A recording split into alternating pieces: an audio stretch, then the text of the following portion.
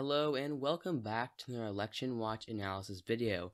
Today we will be doing a 2024 election prediction between Representative of New York Alexandria Ocasio-Cortez, the self-proclaimed Democratic Socialist, who has risen to prominence after she unseated a top Democrat back in 2018, and of course for her outspoken beliefs in the more liberal area of the Democratic Party and her presence on social media. On the Republican side, we have Florida Governor Ron DeSantis, who won election as a Trump ally and made his name by beating Andrew Gillum in a very narrow race back in 2018, a blue wave, and also getting a lot of media attention for his COVID-19 handling. Besides Donald Trump, Ron DeSantis seemed like the most likely Republican nominee for 2024. Anyway, let's get started, and if at any point during the video you enjoyed the content enough, please feel free to leave a like as it really helps out my channel and the video itself. So let's start with Ron DeSantis' safe states. Utah, Idaho, Wyoming, Montana, the Dakotas, much of the Midwest will all be safe for Ron DeSantis.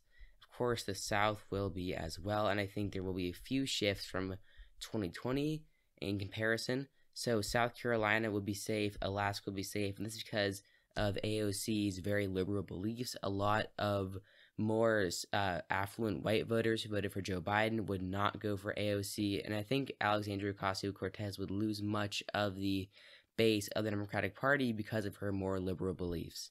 Anyway, that is all for Ron DeSantis' safe states. For AOC, I think the Pacific Coast would be safe, not Oregon. Hawaii would be safe along with Washington. I believe Illinois would be safe, Maine, New York, Vermont, Massachusetts, Maryland, and DC. So here is the map of all safe states mapped out. 145 for AOC, and for Ron DeSantis 125, meaning he's only 20 electoral votes away from AOC at this point, which is pretty good for a Republican candidate. For Ron DeSantis' likely states, I think Maine's second would be around 10%. Same thing with Iowa and Ohio. Very working class states that are pretty much likely anyway, but with the added boost of suburban voters going for Ron DeSantis, he would definitely hit around 10%. I think Texas would also be likely along with Florida, and potentially some other states could be likely, but for now I'm going to keep this as the Republican likely states.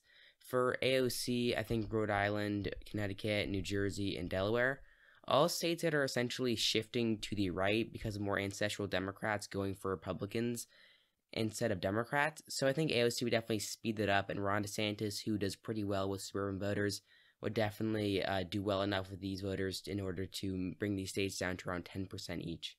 And Oregon, another likely state, and that will be all for the likely states. And now we go into lean states. So for Ron DeSantis, I think you'll have quite a few. He'll have Arizona, Georgia, North Carolina, Wisconsin, Nebraska's second, and that will be all for his lean states.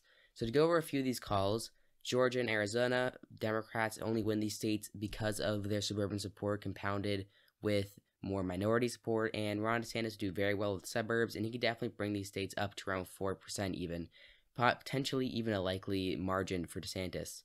North Carolina, lean anyway, could potentially be around 5% as well. And that will be all for the Ron DeSantis' lean states. That puts him at 273 electoral votes, meaning that Ron DeSantis would be elected the next president in this scenario. For AOC, I think Colorado, New Mexico, Virginia would all be lean for her. These states, essentially like Arizona and Georgia, are Democratic leaning, but suburban voters really make up a large portion of the base for Democrats. But since they are around 10-point Democratic states, AOC would have more of a cushion, and so instead of her losing these states, she will simply only win them by a lean margin. And now we head to the tilt states. These are the closest states of this election. So far, Nevada, Minnesota, Michigan, Pennsylvania, and New Hampshire are all tilt. So I think I'm going to start off with the tilt states will go to a certain candidate by the largest margin. I think Michigan and Pennsylvania will go to Ron DeSantis by about 1%. I think they'll barely be under the lean threshold, and this is because of essentially just partisanship, and a lot of voters may not abandon AOC. But in the end, I think that he could win these states potentially by a lean margin, but overall, I'm going to be a little bit more conservative here and put them at tilt. I think DeSantis will also win New Hampshire and Nevada as tilt, And this is because these are both very moderate states that would go for a more moderate candidate over Democratic Socialist. And now we have Maine at large and Minnesota, 2 states I'm pretty conflicted on. Minnesota does have some more liberal-leaning representatives, not senators. So, for example, you have, I believe, Rashida Tlaib, if I remember, or no, I believe Ilhan Omar. It represents the more metro areas of Minnesota, and she does pretty well. So, potentially, AOC could get decent turnout from Minneapolis, and that could help her win. But in the meanwhile, Democrats have really been building up their suburban base, which has essentially allowed them to win states by large margins, like Joe Biden winning it by 7% in 2020. So AOC would lose that, and I think in the end that would actually be the death for her in Minnesota. She would lose it by a pretty narrow margin, but she would lose it nonetheless. Meanwhile, Maine at large, I think AOC would just narrowly squeak out, pretty narrow, again, a tilt, which would be a drop of around 9% compared to Joe Biden's winning total. So here we have the final electoral map. Ron DeSantis easily elected president in one of the biggest margins any Republican can get today, 327 electoral votes. Meanwhile, AOC loses by a very large margin, 211 votes, of course, compared to Ron DeSantis' 327. So if you enjoyed this video, feel free to leave a like. It actually really helps out the channel, and I really appreciate it if you did so. You can also subscribe, again, helps out a lot, and you can see that on the right of your screen. On the left, you can see a video, and make sure to click on that as YouTube has found it, specifically based on your interests. Also, head down to the comments, and you can vote in the VP choice form for Ron DeSantis' running mate in my 2028 election series. Please vote. It'll be very fun. If I had a lot of turnout, let's get around 300 votes, please.